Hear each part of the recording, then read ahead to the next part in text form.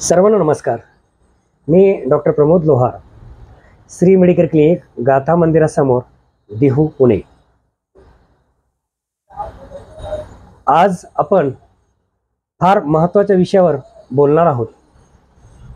2020-21 मध्ये ज्या कोरोना व्हायरसने थैमान मानलं होतं ते सर्व आपण जवळून अनुभवलं. अनेक जवळचे मित्र, नातेवाईक आपण गमावले. सगळ्यांना कोरोना व्हायरसचं इन्फेक्शन झालं.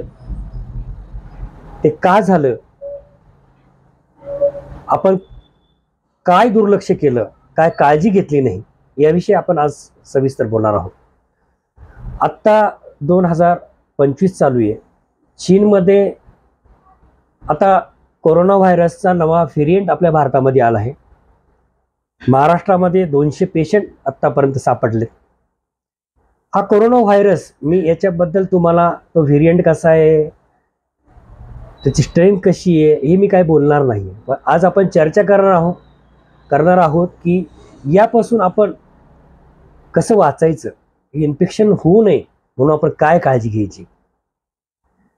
2020-21 मध्ये मी प्रॅक्टिस करत असताना कोरोना व्हायरसचे पेशंट बघत असताना मला असं अनुभवायला मिळालं की ज्या लोकांना सारखं पित्त होतं, ज्या लोकांचं पोट साफ होत नाही, ज्या लोकांचं अंग नेहमी कोमट असतं, गरम असतं, त्याच लोकांना कोरोना व्हायरसचं इन्फेक्शन झालं. तर तुमची पचनक्रिया जर व्यवस्थित असेल तरच तुमची रोगप्रतिकारक शक्ती चांगली राहते. जर तुमची रोगप्रतिकारक शक्तीच जर चांगली नसेल तर तुम्ही कितीही मास्क लावलं, किती PPE किट घातलं, कितीही बाहेरून कितीही आवरणं घातले, व्हायरस आहे, सूक्ष्म आकार असतो, तो श्वासातनं पण जातो. व्हायरस प्रत्येकाच्या श्वासातनं जातात, पण इन्फेक्टेड त्यांच्याच होतात ज्यांच्या अंगातली, शरीरातली रोगप्रतिकारक शक्ती कमी असते. मग रोगप्रतिकारक शक्ती वाढण्यासाठी नेमकं काय करायचं? आपल्या शरीरामध्ये उष्णता राहणार नाही यासाठी आपण 1 तास व्यायाम केला पाहिजे, प्रोटीनयुक्त आहार घेतला पाहिजे, मिनिमम कमीत कमी 6 तास ही झोप घेतली पाहिजे. आपल्या जेवणामध्ये हिरव्या पालेभाज्या, फळांचा वापर, जे पाणीदार फळे त्यांचा वापर आपला झाला पाहिजे. आपलं अवेळी जेवणं, अवेळी झोप, यामुळे आपली रोगप्रतिकारक शक्ती ही कमी होते. सर्वात महत्त्वाचं काळजी काय घ्यायची, की आपली रोगप्रतिकारक शक्ती जर चांगली असेल तर कुठलाही नवा व्हेरिएंट येऊ द्यात, कुठलाही व्हायरस येऊ द्यात. व्हायरस दरवर्षी पावसाळ्यात सीझन बदलताना व्हायरसची निर्मिती होते.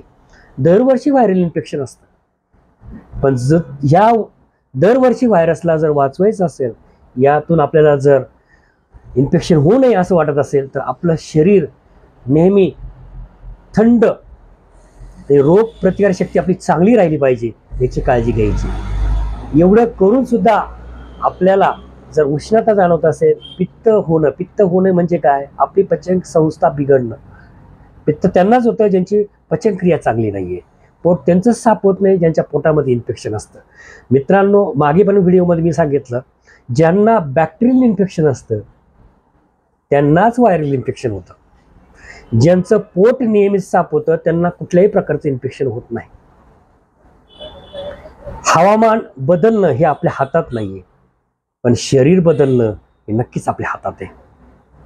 वातावरण कितीही बदलू द्या, रस्ते कितीही खराब असू द्या, आपली जर गाडी नवीन असेल, गाडीचे चाकं जर नवीन असतील, टायर ट्यूब जर नवीन असेल तर तुम्हाला कसली भीती नाही. जर तुमचं शरीरच खराब असेल तर साधी पाणीपुरी जरी खाल्ली तरी तुम्हाला डायरिया, डिसेंट्रीचा त्रास होतो. तुम्हाला कुठलंही पाणी सहज पचवता आलं पाहिजे, तुम्हाला कुठलंही जेवण सहज पचवता आलं पाहिजे. असं जर तुमचं शरीर निरोगी असेल तर तुम्हाला कुठलाही कोरोनाचा व्हेरिएंट बाधू शकत नाही, संक्रमित होऊ शकत नाही. अजून काही माहिती हवी असल्यास